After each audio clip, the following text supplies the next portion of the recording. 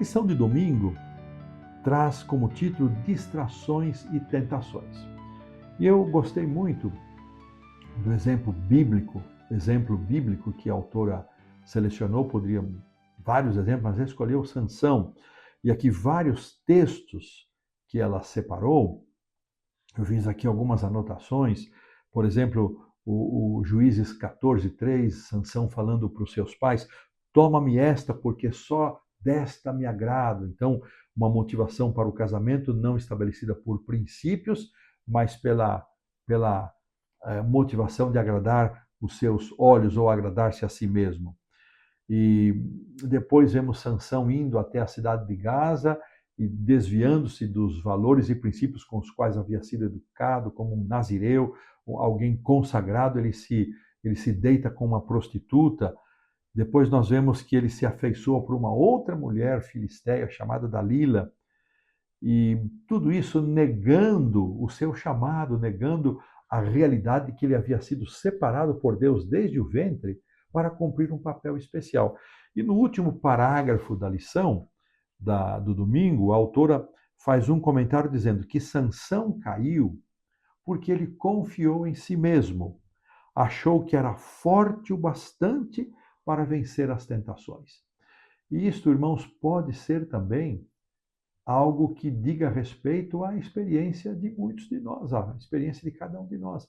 Será que quando temos caído é por conta de autossuficiência, porque nos achamos fortes o bastante, entendemos que por todo o acúmulo de conhecimento, de vivência na igreja, pelas nossas experiências espirituais, pelas tantas semanas de oração que já participamos, pelos dízimos e ofertas que devolvemos e damos, nós estamos fortalecidos, e então eu estou imune ao pecado? Será que isso nos afeta dessa maneira? Para pensarmos, pode ser que sim. A verdade é que todos os dias nós enfrentamos a batalha contra o pecado. Todos os dias. Nós precisamos entender, e isso vai vir na lição da terça-feira, o conceito de pecado, para reconhecer que essa batalha é uma batalha diária.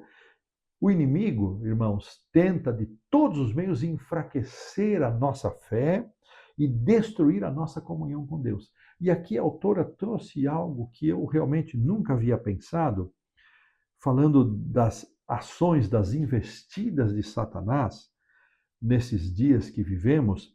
Ela fez uma abordagem que eu gostei muito, que Satanás, isso aqui é comum, que ele precisa usar todos os recursos, todos os expedientes que ele puder utilizar, muitos dos quais ele nos estuda para aplicar individualmente as artimanhas e as sutilezas, não é?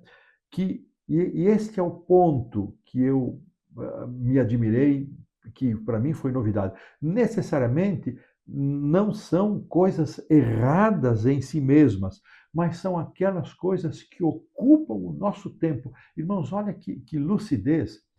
Muitas vezes nós rechaçamos as coisas erradas com veemência, mas as coisas que necessariamente não são erradas em si, mas que acabam tomando muito do nosso tempo, e aqui ela menciona, e que não nos deixa mais tempo para o Senhor, e ela menciona o trabalho. O trabalho é boa coisa, as redes sociais, tem muitas coisas boas nas redes sociais, as compras, nós todos necessitamos fazer compras, as práticas de esportes e recreação, tempo para comida. Ela cita ações do dia a dia que não são necessariamente pecaminosas ou maléficas ou erradas em si mesmas, mas que acabam usando o nosso tempo numa medida tal que nós não nos damos conta de que esta agenda preenchida desta maneira encolhe, diminui, estreita o espaço de tempo que dedicamos para a nossa comunhão com Deus. E é em função disso, por diminuirmos esse tempo de comunhão com Deus, que Satanás encontra vantagem, encontra força sobre nós. O inimigo também conhece as nossas fraquezas, ele sabe aquilo que nos atrai, que rouba o nosso tempo. Por isso, ela faz o apelo: coloque a Deus em primeiro lugar. Não deveria nunca isso ser um clichê, Mateus 6,33.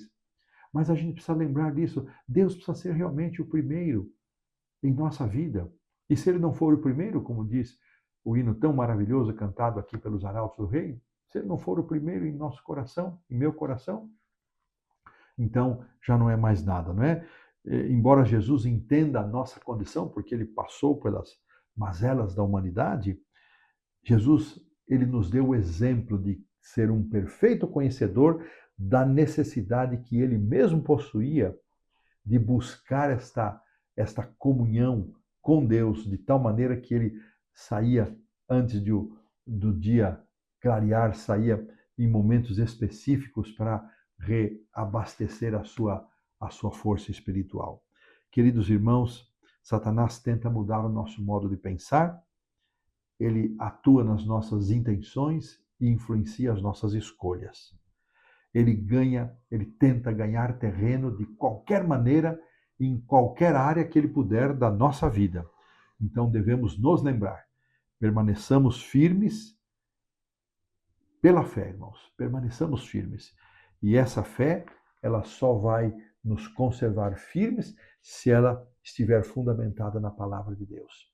Distrações e tentações. Você já havia feito essa conexão das boas coisas que acabam ocupando tanto o seu tempo que diminui a sua condição de maior proximidade com Deus? Sem mencionar as próprias tentações em si mesmas, que são maléficas e que, em sua natureza, nos separam de Deus. Essas nós temos muitas vezes um pouco mais de facilidade de lidar com elas. Mas e as boas coisas? Que Deus nos dê, irmãos, lucidez, iluminação espiritual, para administrarmos de tal maneira o nosso tempo que jamais venhamos a negligenciar a nossa comunhão com Deus e assim nos fortaleçamos a cada dia para resistir às investidas do maligno. E desta maneira colocamos um ponto final na lição do domingo.